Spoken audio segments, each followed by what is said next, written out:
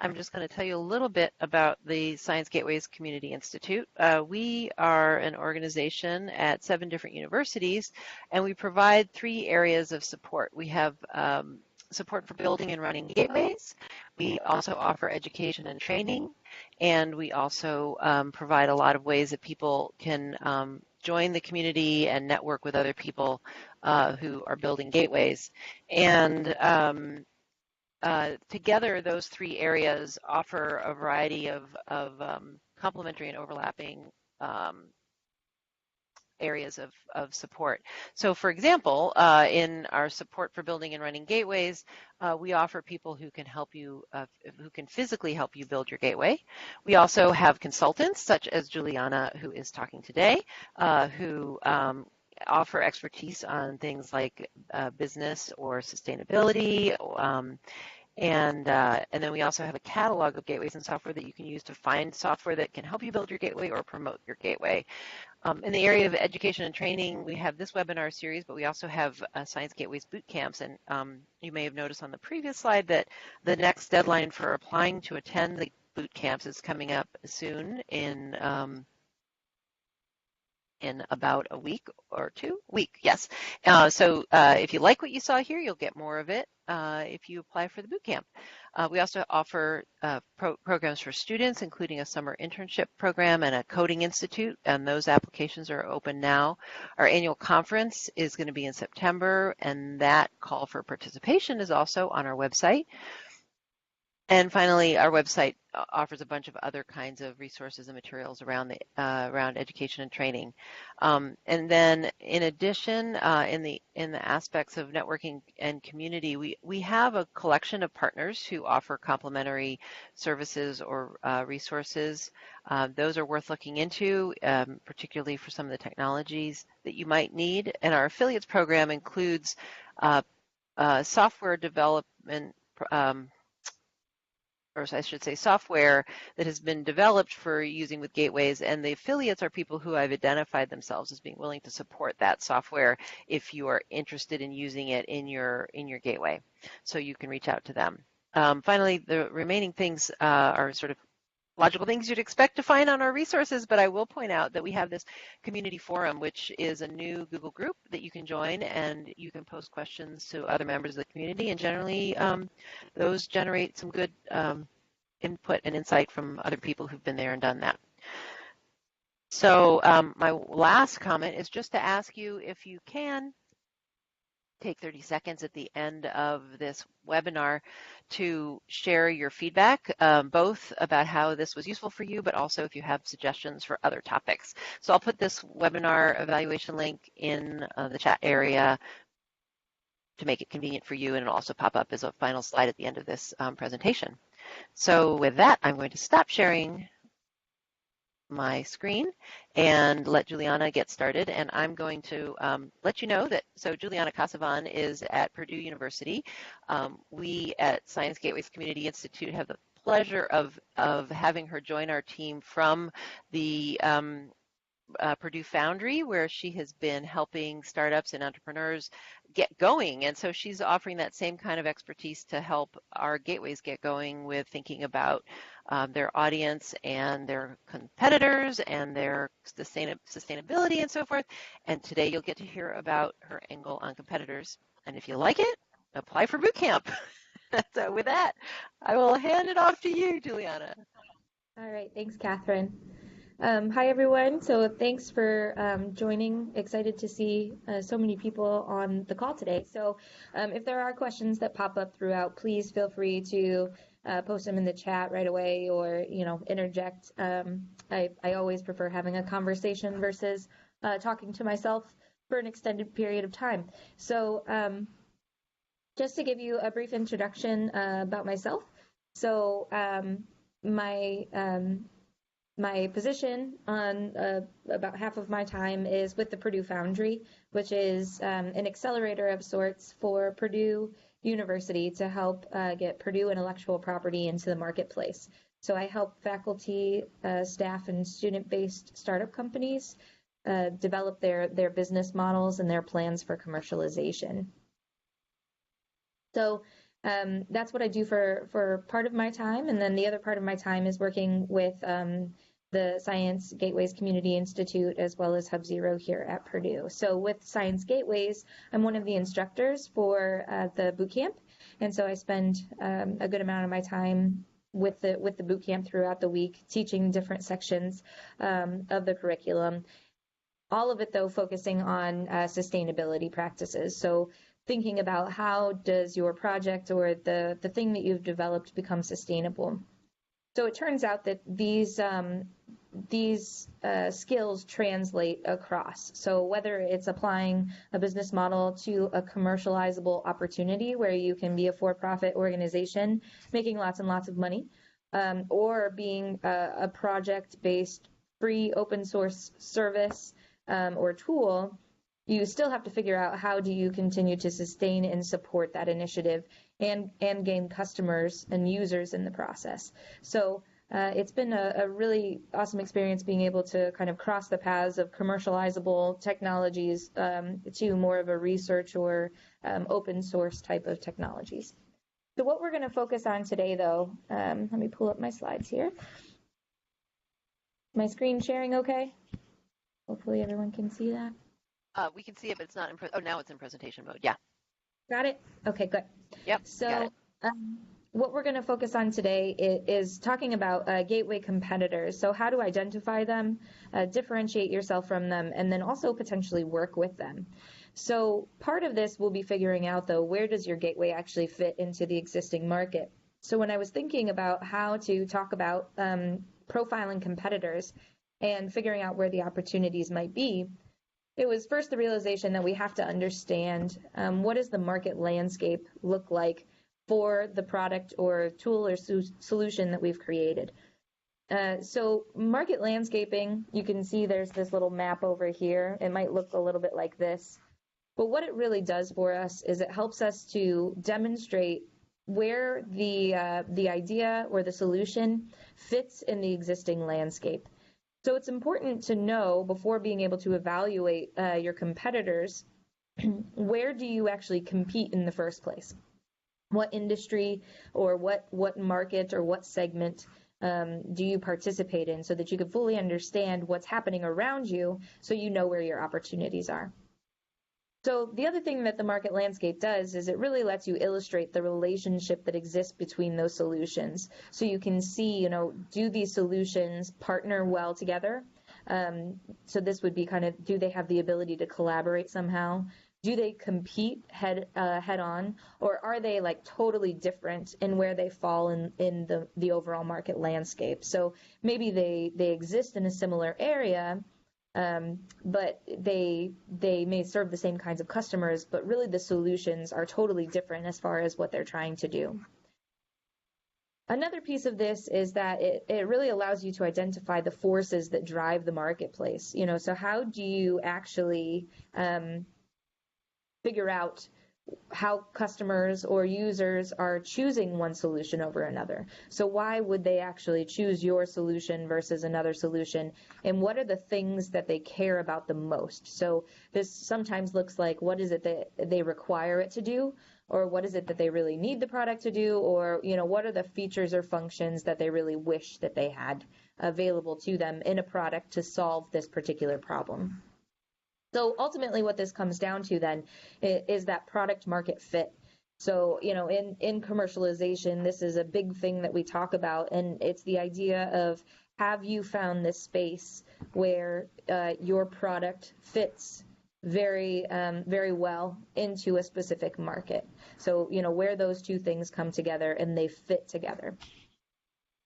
So in building a landscape, I'll just kind of walk through the steps of this, but what I'm going to really do is talk through an example of a market landscape. So looking at this as kind of that first quick step that you might take to be able to start evaluating your competitors.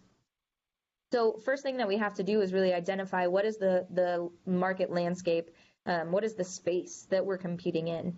So we have to think about this in the right kind of level. And usually the question that I like to ask myself in this is, where does this idea fit? Right? Like what space is this in? Where is it? Who are the other products, or what are the other products that come to mind very quickly? The thing to keep in mind always, though, is being sure that we're thinking broadly about those solutions and approaches that might be out there. When it comes to things that we typically see in the Science Gateways community, I always have to ask the question, is using an Excel spreadsheet a competitor, or is using some kind of database or library that already exists a competitor? Are they doing some kind of manual process in order to solve the problem, as opposed to maybe a more easy or less time-intensive solution that you may have created, right? So if we look at the mobile device market, let's say that this is the example that we're going to work through, we first have to figure out where do we need to be competing. So the first thing that I might ask myself is, what is the problem that the user that I have or the customer that I have is trying to solve? So if we say that the problem that they're trying to solve is that they need to access computing. Now I'll clarify, there's lots of different kinds of computing. We know that, right? So the first thing that I know I need to do based on my type of solution is I need to identify what kind of computing am I talking about here. So in this example of mobile device market, I know that I'm talking about personal computing. So this isn't going to be high-powered computing where I'm accessing lots of machines. This is going to be personal work that I'm doing for myself, or maybe light business work kind of thing. Not anything where I need access to high-powered machines to be able to do that. So that helps to start narrow the segment to begin with. But then what I need to actually identify is not that it's just personal computing, but I'm also looking at a device-based solution in this example. So that is what ultimately gets us then to this mobile device market.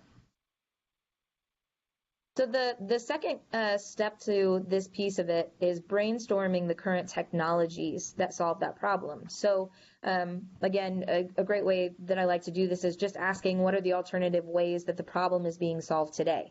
So, what ways is my problem of mobile computing through a device being solved today? What are the options that are out there? And you want to be sure to think about the categories and maybe not the individual products. Sometimes it starts with the individual products, but then we have to figure out how to convert them to a category. And I'll explain that a little bit more in a second. And the last piece is, again, always making sure that we're considering all possible solutions, not just technical software available solutions in the marketplace, but what manual processes might they be doing as well. Maybe their solution is, I have a graduate student who does that for me, right? So if we were to think about the types of ways that the mobile computing through a device could be completed, one of them might be through a laptop, right? That's an obvious solution that we might use. It could be a tablet, so that might be a device. Obviously, those are evolving, and we'll talk about that a little bit more as well. Maybe it's a mobile phone, right? So these are kind of the three standard practices of how I might conduct my mobile computing through a device right now. And of course, there's always alternatives. There's other things out there, but these are typically the three standard uses or standard solutions to the problem. Now, the next step of this is thinking about then that aspect of what causes or what drives the user or the customer to choose one solution over another. So how are they actually deciding which thing they're going to buy or they're going to use? So you want to make sure that you choose drivers that are based on your ideal customer. So this is not just going to be a broad overreaching type of solution or driver that they're going after, right? You have a specific person that you're trying to reach, whether it be a specific kind of scientist or researcher, or maybe it's targeted at research faculty, or is it targeted at graduate students, or is it targeted at a lower education level, maybe an undergraduate or even in the high school application? Or is it targeted at an industry? So it's actually a research application with an industry. So you got to think about that ideal customer. And one thing that I always try to encourage is not considering cost or price as one of those first drivers. And that's a whole other thing. We could probably do a whole webinar on that aspect altogether, but just make sure that maybe cost or price is actually the third thing that you consider as opposed to one of the first. So some potential drivers that might be out there when it comes to this mobile computing through a device market, things that I'm going to consider as a customer might be the size of the device itself. You know, how big of a screen do I want? My mother-in-law just got the new iPad, and it's huge. The screen is absolutely massive on it. You know, so there's a specific audience that they were trying to target when they developed that new size. Another thing to consider would be the portability. So how luggable is it? You know, there's actually in the mobile computing space, this is measured by luggability. So how easy is it to carry around? How portable is it truly? Do I need to be plugged in regularly, or can I go for a long time without connecting? You know, to be able to charge it up. Computing power is also going to be consideration. So when I'm thinking about how much or the types of things that I'm looking to do on it, I have to consider what is the capability of the different devices that I have available to me.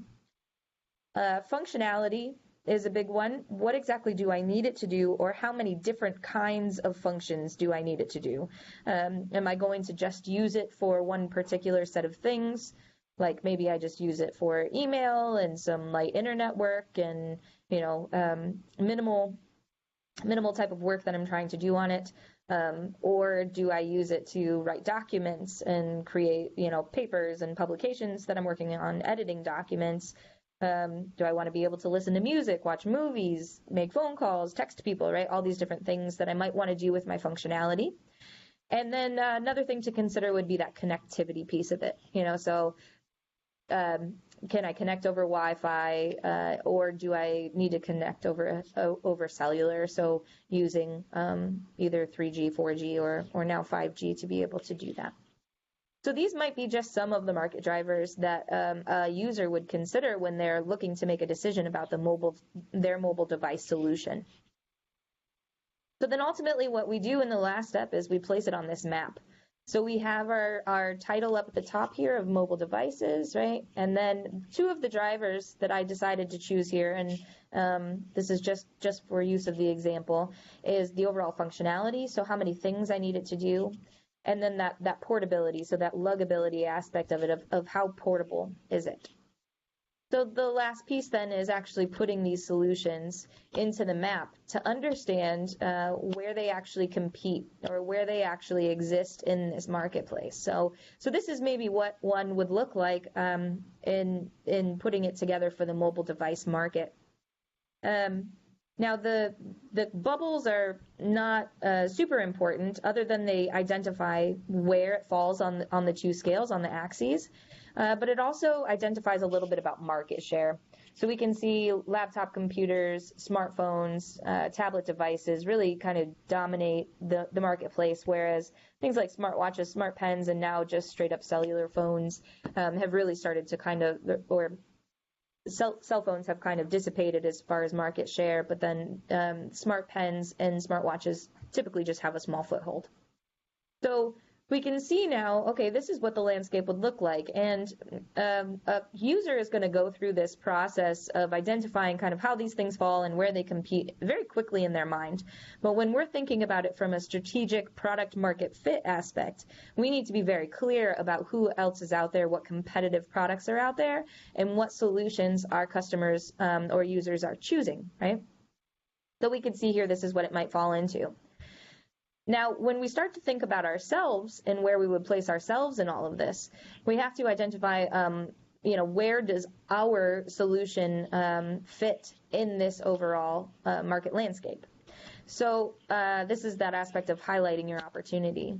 And for our example here, I'm just going to place this imaginary product that we have right here. And I look at this as a great opportunity to be doing some kind of gap filling. So we can see there's kind of these two lines that are starting to grow, right? Laptops, tablets might fall a little bit lower on the portability. There's some argument to be made there that, tablets and e-readers should probably push over a little bit further. But smartphones, cellular devices, smartwatches kind of fall into a very portable space. The battery life is significantly longer, these kinds of things. But again, probably functionality, we could start to bump smartphones up even a little bit more, same with smartwatches. But overall, I see this gap in the middle here where there's an opportunity. And there's actually a good case study for this, in that the Surface Pro, the Microsoft Surface, this was the play that they were actually looking to use as their product market fit for competition. So they saw themselves as obviously a more high-powered tablet. So it had more of the computing power of a laptop, but it had, as well as the keyboard, right? The keyboard was a big piece of their market opportunity.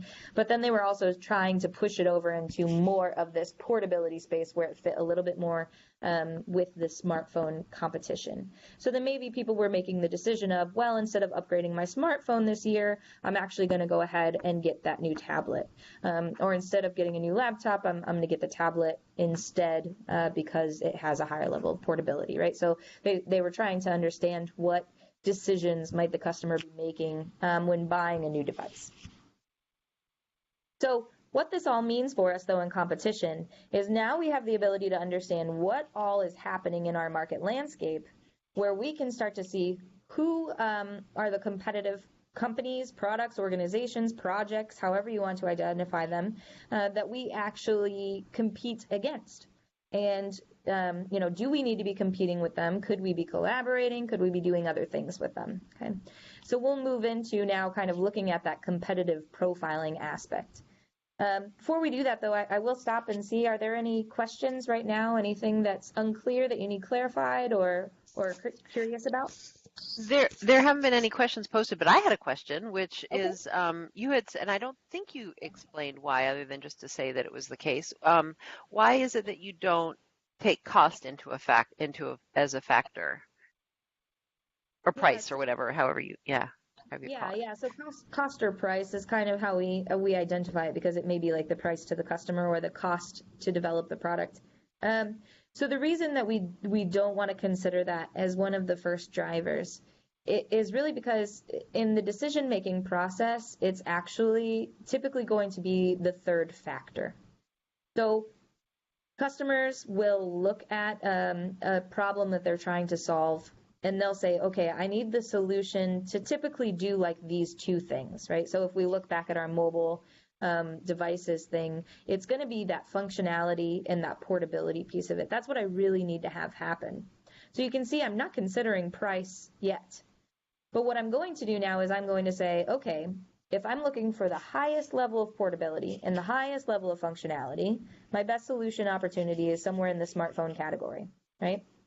Or maybe if what I'm saying is, well, the functionality and portability aren't as important to me, right? So maybe I would go actually for something more along the lines of the tablet device, right? But if I need high functionality, I'm going to be looking at the laptop computer as something that I need for my solution. But then what happens is we start to go into looking at the actual competitive solutions in that space. So instead of just talking about smartphones and saying, oh, okay, I know I need a smartphone to solve my problem. Now I'm saying, okay, is it an iPhone? Is it an Android phone? Is it a Samsung? Is it, is it a Windows phone? Which I don't think that's ever a good option, right? Is it a Linux? So what is it, right? As far as the brand goes, and that's when I might also start looking at price. So other than the fact that I have huge bias against Apple in general, I also find their price point to be very difficult to swallow. So I kind of quickly move away from that. But I'm still buying a smartphone. Does that help clear it up? Yeah, that's very helpful. Thank you. Okay. Yeah, so it kind of just becomes, what is the price tolerance for each individual customer then? Once they get past figuring out what the solution is that they need. And I suppose that could be highly variable too. So yeah, exactly. That's great. Yeah. Thanks for the question, Catherine. Yeah, no others have come up yet either while we were talking. So. Okay. Well, then we will move into the competitive profile piece of this. So now, this is kind of more the meat of it, and I'm going to give two pieces of this and just kind of how do you profile the competitors, but then also how do you think about competitors as far as should they be competitors, should they be partners, collaborators, or some other kind of option where you might be doing something cooperatively. So how do you actually compare them? So competitive profile, very similar to the landscape, this is more of that in-depth look. So, in the example of the landscape, if what we decided to say is, okay, my product competes actually in this smartphone or this smartphone tablet device type of space, now I'm going to start to look at specific products or specific brands and see what are the actual features and functions and merits that the customer cares about. So it's understanding who are those competitors in the market. So not just in a broad sense as far as, oh, there's smartphones and there's laptops and there's tablets, but understanding there's Apple, there's Samsung, right? There's all these other different brands out there to compete with. And this allows you to really start to get into each product and understand what are their strengths and weaknesses. So what are the things that they're really good at that they sell themselves on, but then what are those things where they lack or they kind of fall behind as far as their weaknesses go? And then being able to evaluate and compare them based on the measures that the customer cares about. So again, it's really important to keep always the user, the customer in mind when you're thinking about how you evaluate competitors. So you may have a feature set, or your competitor may have a feature that they think or you think is just the coolest feature ever. But if the customer doesn't care about that, it really doesn't matter, because they're not comparing you based on that feature, because it's something that they're not even measuring as an evaluation metric for them, right? They're looking at some totally different things. So you have to be clear on what it is that the customer cares about when trying to solve this problem, because then you'll be able to understand, okay, here's how they're evaluating their decision-making process, and ultimately what's driving them to choose then that one solution over another. So this gets a layer deeper than the drivers, the market drivers in the previous exercise with the market landscape. We just had functionality and portability. Yes, those are two important measures, and we understood kind of where everything falls in that. So what it did for me was it actually made me say, okay, based on where I highlighted our opportunity, so I'll go back to that, based on where I highlighted our opportunity as being here, I'm not even going to worry about e-readers, cellular phones, smart pens, and smart watches when it comes to my competitive profile. I'm going to focus on smartphones, tablet devices, and laptops, because that's really where I see myself competing directly. So when actually completing the competitive profile, there are tons of different evaluation metrics that could be used. And here I just have a short list of some common ones that come up when we see these product evaluations from consumers or from customers. Ease of use is always one that seems to fall on the top of the scale as far as usability. And I see that quite a bit when we're working with the science gateways, in that, maybe their current processes that they're using to solve their problems, maybe in a particular simulation area or with a particular tool, they're very cumbersome, is what it sounds like to me. I often hear when talking about these competitors or these other tools or methods that are out there, is that they're just really difficult to use, and unless you have a certain education level or experience level, they may be actually inaccessible to you. So this ease of use thing typically comes up as a big one. Accuracy is one that we typically see in if it's trying to maybe do some kind of prediction, or if it's measuring something in particular. We see this a lot with medical diagnostics or tests that might be out there in the medical field. The level of accuracy can become really important, so how frequently is it right, so that efficacy piece becomes very important. Quality overall. Now this one, I'm going to put it right out there. Quality is really fluffy. And so I would always urge someone to define it more clearly. But if you say that something you compete on is your level of quality, that's okay, but figure out what that quality actually means to the customer. So is it actually durability maybe that you're talking about of the physical product, if it is a physical product? Or if it's a software, is it actually, I don't know how you would do the qualitative piece of it exactly, but maybe it's something more that looks like the usability or the accessibility, or it's the design of it kind of thing. So thinking about what is the quality, or maybe it's the quality of the data, quality of the inputs that are going into the solution or the tool for them to be able to use. So price, this is where price actually can become a factor. And it's not going to be the make or break factor, but it might, it does become part of the decision-making process. So once you've hit some of those early evaluation metrics that the customer requires, then, price can become part of that conversation, and people start to talk budgets. Another one is the customizability. This is one that we've heard a lot with the science gateways as well, is the ability to actually manipulate the tool or manipulate the data, creating custom reports, or being able to do things that are specific to my kind of work. Because once we get into such a niche area, the customizability typically needs to go up quite a bit. And then another area in physical product becomes like size or weight. So we see this a lot actually in the material sciences.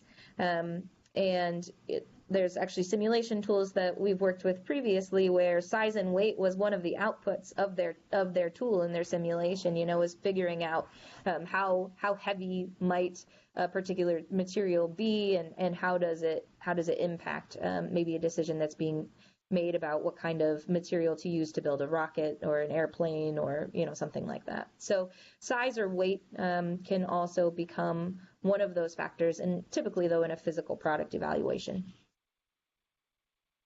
Now the types of competitors that you want to be evaluating, there's typically 3 areas for that. And I always encourage to really focus in on the direct and slightly indirect first. So direct would mean that we're competing head on, we're going after the same set of customers, and we're coming at them with a very similar type of solution. So I would say that, if your target is geoscience, so maybe you're in that space and you're providing a simulation tool to do this one particular thing, and there's another product out there that's also going after geoscience, and it's a software solution tool, simulation tool, that again is trying to solve the same thing, right? That's going to be a direct competitor. But indirect can also be important. So maybe they actually have a similar type of solution, but they're actually targeting an entirely different audience. I would say that this is probably the one that I worry about the most, in that it may just be something where, suddenly they realize there's this great opportunity with this other segment or this other research area, and then suddenly they're kind of selling their tool to the same audience that you've been selling your tool to, and now they're a direct competitor, right? So they could become a direct competitor pretty easily when it's just that they maybe are targeting a different customer segment than you. The last one that I always like to mention, just because it's out there and it's always something to know about, and there's actually a very recent example of the unknown being one to worry about. So the unknown is, who is it that we don't know, that are competitors that could be out there that maybe we're just totally unaware of, or they haven't hit the market yet, or they just aren't known to you yet. So this is one of the reasons why it's really important to always be doing research about competitors and always be aware of who's out there. But this really became obvious when Google decided, when Google decided to launch some new products. So I wouldn't say that people in the data world, and maybe I'm way off base, but maybe people in the data world were not overly concerned about someone like Google coming in to their territory. But they did it very quickly, and they already have a huge platform and budget and team and all the things that you would need to be able to easily move into a new market space. And they did it when they launched Google Data. This is similar to Google Scholars. The adoption rate for a company like Google or Amazon or Facebook or whoever it might be, kind of these big beasts that live among us in these kind of adjacent marketplaces. You just never know when they might move into your territory. So it's just important to always keep an eye out and be aware of where some of the kind of software giants might be moving or trying to compete. They're always doing very interesting things. So Apple has, in the past 2 years, acquired an electric car company, as well as an electricity company. So what that means, we don't know, right? But people in those spaces are very aware that Apple is doing something, and so it's just making yourself aware of who those unknowns might be and trying to find them out. So once we've kind of gathered our information about who we want to profile and the evaluation metrics that we're going to use, we can then just really put them into this very simple table. It's nothing fancy here, but you can see I have the evaluation metrics across the top, right? So in our mobile computing device market, what I'm looking at is the overall battery life. Does it have a keyboard? The connectivity piece of it, price, and then rating the durability on a scale of 1 to 5. So I'll say right now in my example, the durability quickly became one that was apparent to me as a personal computing device. I have a 3-year-old daughter who has suddenly become very interested in my tablet. And I have learned that durability is now a very extremely important measure for me when it comes to my next purchase, right? So if you start to think about that ideal customer, you can see how for each customer things change very quickly. But these are kind of the measures that I put across the top that might matter to someone like myself. Now, the products that I could be considering, this new tab phone, the first one, I'm pretending that this is my fake product, right? And of course it's the best, so it's at the top. But then these are maybe the other competitive products that I would be evaluating to see how they stack up. So then I can do some quick research and I can start to see how things go, right? So I'm saying one of the most important things to my customer is battery life. And I do very well in that area of competition. I'm actually one of the best, other than the iPhone 8 starts to inch in on that, but otherwise sitting very high at the top there. And I can see that iPad Pro, right? If battery life was my biggest consideration, might not be the best choice for me. Now, the keyboard aspect of it, we can also see how that measure stacks up there. Wi-Fi and cellular connectivity, turns out that this actually isn't a super significant measure anymore, because pretty much everybody is putting Wi-Fi and cellular connectivity into their devices, so you can access them either way. Price point, not a big amount of fluctuation here, actually. So this is one of those things where I would say price is going to play a little bit of a part. I'm probably going to look for a sale. And if there's a sale on one of them, I'm going to maybe go for that one. But otherwise, price isn't going to play a huge part in that decision-making process. But durability overall might become one of those competitive measures that I really look at, right? So this is just a way that you could kind of visually, in one image, see who are your competitors that you're looking at directly, and what are those evaluation metrics that your users are going to be looking at when they're making a decision about how they're going to solve the problem. And always keep in mind that that's how you want to look at this, is how is your customer or your user going to solve the problem that you believe you have the ability to solve. Right? So what are the ways that they're going to do that? What are their options? And what are the things that they care about when trying to solve that problem? Any questions about this part? Yeah, a question just came in a couple minutes ago, and this might be pointing ahead. So John asked, any discussion regarding competitive landscape about barriers to entry and competitive moats? Maybe this is a question of how to incorporate, maybe a question is how to incorporate these ideas into the analysis in case you don't already have it in a future slide. Yeah, so really just you're asking about like the barriers to entry? Mm-hmm. Yeah, I think, will you be talking about barriers to entry and competitive moats? I've never heard of competitive moats before, but I can guess what they are. So yeah, the barrier, the blockages that people put in the way. Those things become pretty common when you get into some of the very competitive markets. I have to say that in the Science Gateways community, I haven't seen a whole lot of those kind of competitive moats, like where they've really drawn a line that you don't have the ability to cross. And I would say that's probably mostly because none of these things are patented, or very few of them that I've seen have been patented or even patentable. And so what I will say, though, is anytime that you can put competitive barriers in place, it's to your advantage to do so. So, that's why kind of the patenting, trademark, copyright process is such a significant one when it comes to competitive landscapes, and making sure that you've kind of put those walls up when you have the ability to. It does strike me also that in terms when you mention copyright in particular, like some of the kinds of things that academics want to share are publications, and having big groups like Elsevier or whatever being in charge and in control of the copyright access to journal articles, or things that come out of specific kind of research. That may be something that could be a really big moat if someone was trying to include that in their gateway, publication content. Yeah.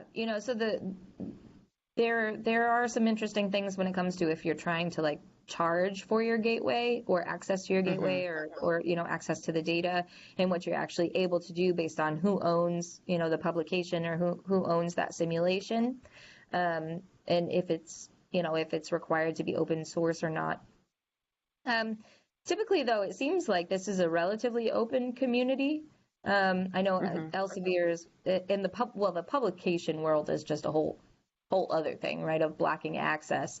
But that's more, I would just say, access to information as opposed to access to use, if that makes sense. Like, if you can access the publication, right, you can cite it in a new publication or in something that you develop. You can cite that actual publication. So it's more so the accessibility to the actual information. Yeah. Did that help answer the question? Whoever put it out there? We'll see whether John says that worked or not. Mike added a comment that perhaps an exclusive relationship with the journal might be a way to establish such a barrier. So that was just an extra thought in there. So, all right.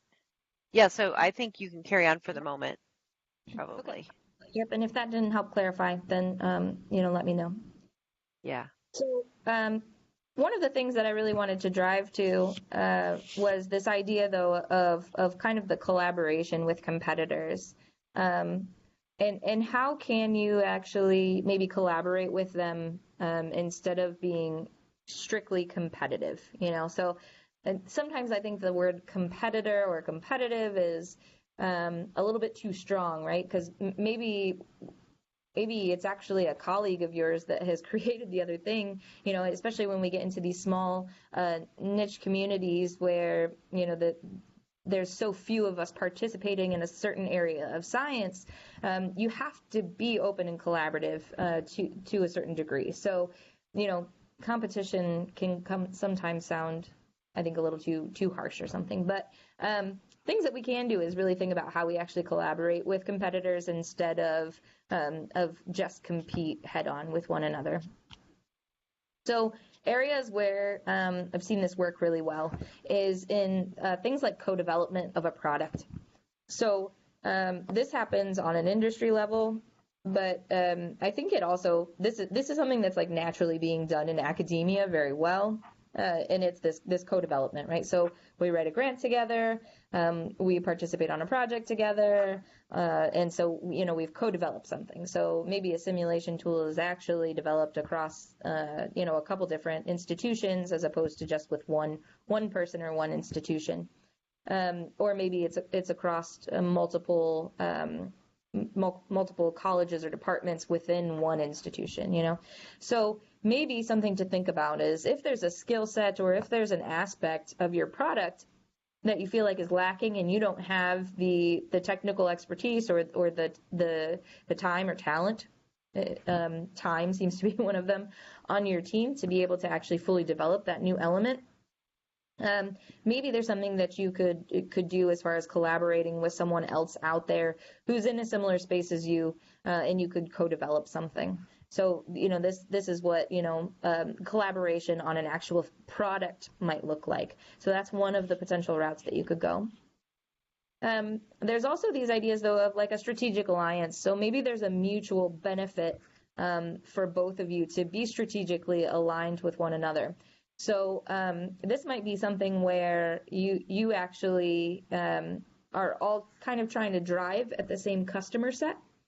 So everybody's trying to target this one particular customer, but you all provide a different kind of solution for them. So maybe it's a solution that does a different aspect of their process. So, maybe this is where I have the data set, you have the simulation tool, and I have, the high-powered computing. I know that's a very simple example, but my non-technical expertise, that's about as good as I can get. So if you were to think, though, about how strategically then could we line it up where we're saying, okay, if we are all trying to go after the same customer, how do we kind of combine our powers and reach out to that person and strategically work together to mutually benefit the group? Another way to look at this might be in the referral or the cross-promotion area. So this might look like you actually just provide a referral to someone else. So this can happen, and I'll say in my business in particular, here working with, we work specifically with high technology, scalable startups. So they have to meet those two measures. They have to be using technology in some kind of way. And it has to be a scalable idea. So we typically don't work with small local-based businesses or lifestyle businesses, and it's only for the reason that you can't be all things to all people. And so we actually have a very strong referral program with our Small Business Development Center, where we're saying, hey, we don't have the ability to help you because it's not in our wheelhouse, but here is the contact over at the Small Business Development Center or, the SBA Loan Association programs where you can go work with them, and they really have the skills and knowledge to be able to help you, right? So in a way, we actually compete against the Small Business Development Center because we're both trying to work with startups, but we kind of work through this referral program where we're kind of going after a slightly different customer set or a subset of that customer within the community. Cross-promotion can also be a big one. So even though you may be competitive on some aspects, maybe it actually makes sense, though, for you guys to say, hey, you're using our tool, there's this other really great companion tool that goes with it that this other, institution has created. You may want to go look at that, right? So kind of promoting each other's products when it makes sense to do so because they actually fit really well together.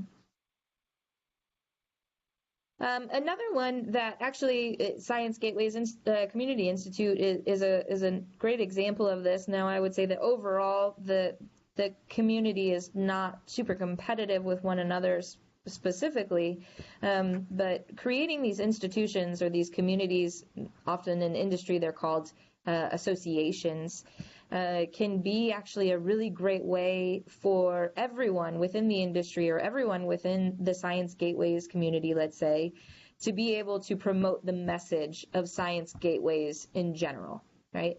And the importance of the work that can be done using Science Gateways tools, right? So by actually promoting the concept in the industry together, it helps everybody improve on their competition level, right? Because it builds just an overall awareness of the products that are available in general in the industry in general. So it's kind of a way to actually lift everybody up at the same time. So it may seem strange when you get into industry, but all of the automobile manufacturers are in an alliance. They're in an association together, and they all talk about different safety standards and features and things that are happening to actually promote the automobile industry together. So you could think about, really, to me, the importance of participating in something like SGCI to raise up and build awareness of the value of the industry or the community overall. And then last can actually be a traffic partner. So this is more of a technical piece of it. But this is specifically, right, like listing each other's products, or listing other products or solutions, or partners on your site or within your tool, or whatever it might be, data sets that are out there where you can go grab them, or different simulations that are out there, or different tools that might be available, and actually like hyperlinking them on your sites, or providing access to them through your tools. So the traffic is still coming to you first, but then when it makes sense, you actually route that traffic to a partner, where it's beneficial, again, to both of you, right? It's always got to be in terms of that it's beneficial to both of you. So when thinking about collaboration with competitors, these are great ways to potentially do that. There's tons of other ways that you could do this, ideas that are out there. Things to keep in mind, though, are always, to me, the biggest part is this mutually beneficial aspect, in making sure that it's not leaning heavily on one side, because this can cause just other kinds of problems, right? That might arise later on. So just thinking about, is the benefit that is there, is it kind of equal and equivalent on both sides, where it makes sense for both of us to participate in this, and have very clear rules of engagement and rules of operation when it comes to working together on these things. So, I think academics know this aspect of it pretty well, as far as, when you work on a publication together, how co-ownership goes, and making sure that everybody is listed appropriately, and all of those kinds of things. And this needs to kind of run across anytime that you might work with someone else that you're not publishing with, but you might be working on actually building a product with. And how do you ensure that everyone gets kind of the piece of the pie, the recognition, or whatever it might be that they deserve. So making sure that it's mutually beneficial, and that you have those kind of clear lines of engagement of how the partnership or the collaboration is going to work. So that way there's no hiccups, there's no questions. When issues come up, you know exactly how to solve those problems. So with that, I will I'll close and open up to any questions that you might have. Anything that I didn't touch on that you were hoping to hear about, happy to do that now. Okay, so at the moment there aren't any questions, but I'm sure something will come in. Give it a moment. What I can do while people are thinking about that, I'll share my screen briefly and let people know about what's coming up in the future. I did put a link into chat for those of you who have to leave early to give us your feedback, and I hope you will do that. Let's see here. So I'll also, Catherine, I'm going to go ahead and I'm going to put my email in the chat as well. Okay. And if anyone, has questions that you want to answer, kind of answered independently, or you want to reach out to me via email, please feel free to do so. I would be happy to answer any questions offline as well. Great. Thank you. Yeah, so I just want to mention, so for those of you who may have not heard the very beginning, this has been recorded, and the slides and the recording will be posted on our website, which is listed up here at the top of the screen. Also, our next webinar will be by several people involved with Data 1. That's on April 10th at the same time as this one, and they'll be talking about how their resources and service can be used to help you share your data with your science community. If you don't get our emails already, join our newsletter. It comes out every so often, at least monthly, but also we send reminders about the webinar a few days before. And finally, now is the time of year for various student programs to be moving on, getting going. And one of those student programs is an internship. So if you have a gateway, you'd like to have an intern working on it, we can help match you up with someone. Alternatively, also, if you have some student you'd like to involve as an intern and you don't have all the resources necessary to support them, we can help you in that way too. So do go and check that out on our website. So, so far there have still not been any questions coming in. I guess we'll just sort of ponder the end of the hour. So, I will mention again, though, that our boot camp will feature Juliana as quite frequently to learn about things like the competitive landscape. So if this was fun for you and useful and new and you have a gateway, consider applying to have your gateway participate in the next boot camp, which will be in May in Indianapolis.